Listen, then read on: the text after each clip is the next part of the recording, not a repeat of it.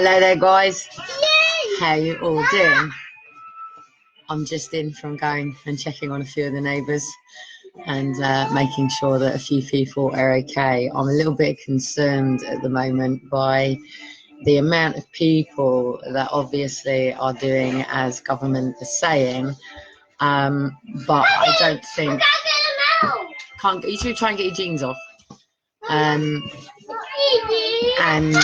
come here and I'll help you. You don't need to get frustrated about it, do you? Just say, can you give me help? You don't need to get all upset and frustrated. There you go. So basically, at the moment, my concern is here where I am at the moment. What you after? You want your shoes off? So we've just got in from going over to our local shop. Say hello to the kids. You can say hello to the kids if you want to say hello to the kids. I know it's dark. You saying hello to the kids? It's dark. It's dark. So can I have that just to show the camera? Can I? When I went to go out, I didn't realise post was still working, and I had a card in my door, and it's absolutely beautiful. But Shiloh's stolen it because he's looking at the photographs. So it was a and it's got all of the pictures of all of my kids on the front of the card, and it's really, really, really sweet and really, really lovely. So anyway, I've been to check on a couple of people, but I'm preparing and kitting up for going and checking on the whole block. But I'm still waiting for Dean. I think Dean's on a bit of a mission with a few people at the moment. So can I show people this? Do you want to show them? Do you want to show them? Turn it around. Turn it around so they can see. No. Show the front. Can you post it to me? Mummy, show the front. Yeah? Look. No, he's not going to let me show it. So basically, here in Portsmouth, as soon as they said it was going on to lockdown, or thinking it was going on to lockdown, here in the 17th Tower block is like a community room downstairs, and this is a Cat C building, and that basically means that the old people in here are on supported living. So basically, there's like a care lady that sits downstairs in the community centre, and she goes around daily and checks on the people here. That basically means that people are on commodes. That basically means that people are on equipment. That basically means that people are in care requirement. Come here then, I'll take your jacket off. And basically, the sign was put downstairs on the community centre door to say that following government guidelines, they were closing it down. And then the next day, a sign went up saying, following government guidelines, that the carer will not be coming out to check on them daily. So I've been going out the front, and the last night it was funny because I actually went out in the Mickey suit, like the mini suit that I was wearing on my live last night. Well, pull your arm then, you numpty. And I went out on the bench and I danced because I just played the music from... Well, I don't even need music to dance. I can dance with music in my own head. But I was looking up at the lights. And I've been looking up at the lights at the flat. And I'm a little bit concerned that some of the lights are not coming on, and some of the lights have been on all this time.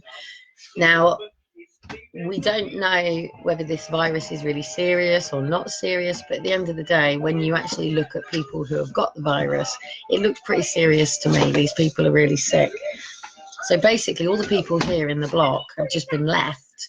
So I've kitted out, and I've got masks, I've got gloves and things like that. The problem with these masks is people don't use them correctly. These are one-off use masks. So basically, the mask goes on, but if you cough inside the mask, then you have to take it off and throw it away. And they're charging like $1.39, I think it is, for even just one mask in our local shops at the moment. So basically, these are like condoms. They're like 80%. But at the end of the day, when I go and knock on people's doors that I don't know, people who have been in self-isolation pretty much all their lives anyway, with just carers coming in and checking on them, obviously they are concerned about outsiders bringing in the virus, which is why they are self-isolating.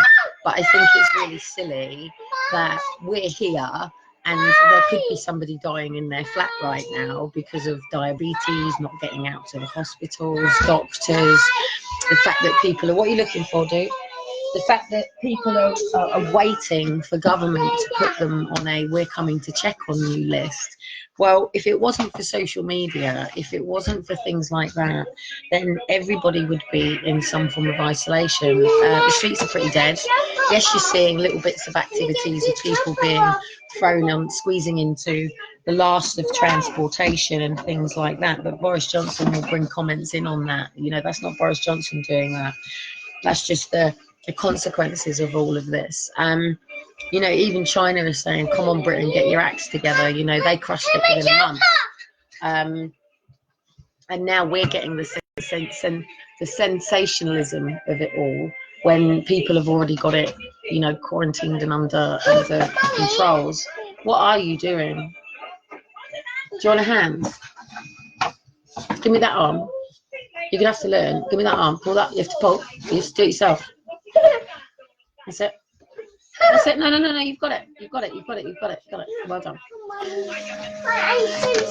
So, yeah. So I'm just going to settle the boys down, and I'm hoping Dean's going to either get back in time, or I'm going to have to take the boys with me, or go and put some notes through the doors just to sort of say, which I can take the boys with me. Just going to sit and handwrite some notes and just put them through the door and just say, look, if you're unsure, then please come and knock on mine. And, you know, because even if these people can't move, I've no phone at the moment, which is really fucking annoying, because at least I can give my telephone number to people in my block to say, look, you know, even if it's milk, you don't want to go out, I'm still going out, I'm still going over to the shop, so I don't mind picking up the milk. I've spoken to my local shops to sort of say, look, if I come in with multiple orders, am I going to be pulled in on the sanction? And they said, no, it's fine. So I'm a little bit concerned that there's a lot of people who are scared by what's going on, are in fear, and are sitting in their flats and don't have access to the internet. All they've done is follow the sign on the door, and they're still sitting in their house with no phone, no internet access, and just waiting for that knock on the door to be told what to do. And that concerns me, and that gravely concerns me, and that should be concerning government right now, and that should be concerning care companies right now, and in fact for all carers out there who have been told that, you know, you can't go to work right now. If you really care about these people, then your wage shouldn't really matter, and just go and do it anyway. If you've got a set of rounds of people, just literally get your masks on, get your gloves on, go down to the local shop and do it yourself. Or, you know, some things online are still coming through at the moment, postman's still doing some form of deliveries, and just go and give a knock, or just put a note through to say, I don't know if you're on your own, I don't know if you're okay, here's my telephone number, if you can ring, let me know, I'll try again in an hour. It will be me knocking on the door. And as communities, if we could all do this, guys, because I'm only one person and I can't get around this block fast enough. Is there anyone else in this block who does know people, and does have people's telephone numbers, just to ring them and say, hey guys, how you doing? You know, some people are too scared to even come out for repeat prescriptions. There's no system in the doctors at the moment for people on repeat prescriptions. They're getting to some people, they're getting to the high emergency, but if people don't have family around and the system around, then they're going to fall through the cracks. And the people who are going to fall through the cracks is people having epileptic fits in their homes and being left by themselves and nobody knows that they're there. People who have got diabetes, who haven't got access to the correct things right now and are having attacks in their home. People who are asthmatic, who might even have this virus and have been hit with it and have been too scared to go anywhere or call anyone, or actually don't even have a phone at home and don't have internet access because they assume everybody does and they don't. There are people with children who have autistic needs who are melting down because routine structures have been changed. Schools are allowing high disability supports to continue going into school activities, but change of routine on people like this is really hard. There are people already struggling with depression. There are people now probably just sleeping, just drifting in and out of sleep, watching things on YouTube, occasionally just checking in and falling into hay pits of depression. There are people who are probably pacing up and down their houses, not knowing what to do. Some people are in luxury right now. Some people are in nice big 5-bedroom detached houses with big gardens and can continue and have got so much available to them. Some people are isolated in independent care homes, and there are people on the streets. This is the mad thing about it. Nothing has been done to move the people in off the streets. People on the streets are just a little bit unsure. They don't have access to the internet. There's no shops open for them to see what's going on the telly. They're not hearing the news through maybe going to the job centre, unless somebody's going to interact and tell them what's going on. Like last night, I met with a couple of the people who are living on the streets and have said, do you understand what's going on? There's no actual government organisations out on the streets feeding the homeless right now. And people are thinking that it's irresponsible. It's not irresponsible to go out, put a mask on, put your gloves on, get home, have a hot shower, make sure you eat lots of food. Yeah, lots of self-care.